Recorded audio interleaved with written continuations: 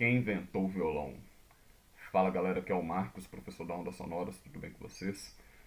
Então galera, eu amo conversar sobre esse assunto, por quê? Porque só dessa forma a gente consegue compreender a grandeza da música. Porque essa é uma pergunta que ela não tem uma resposta direta, né? Dessa forma, a gente não consegue apontar só um criador, igual a gente tem o Santos Dumont, que é o criador do avião, por exemplo. Por que a gente não consegue? Porque quando se trata do violão, a gente está falando de uma família de instrumentos, né? Que são os instrumentos de corda. Então a gente tem, por exemplo, o violão, a viola, a própria guitarra, o violino, o violoncelo. Então a gente está falando de uma família de instrumentos, né?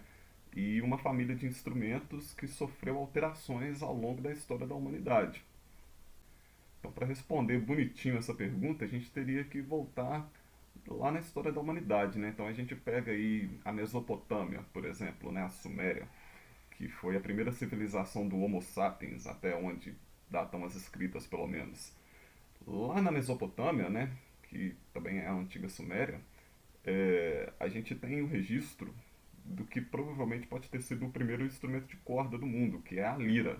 Só que aí é óbvio que, como eu acabei de dizer aqui, a gente está falando de um instrumento totalmente diferente do violão que a gente conhece hoje. E quando a gente fala da lira, por exemplo, a gente está falando de um instrumento de 6.000 anos atrás, galera, que são os 4.000 anos antes de Cristo, mais os 2025 depois de Cristo. Então é óbvio que a gente está falando de um instrumento com um som, uma afinação totalmente diferente do violão do jeito que a gente conhece hoje.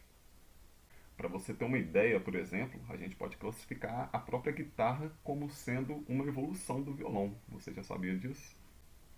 E você ficou com alguma outra dúvida sobre o tema ou alguma dúvida a respeito desse próprio assunto?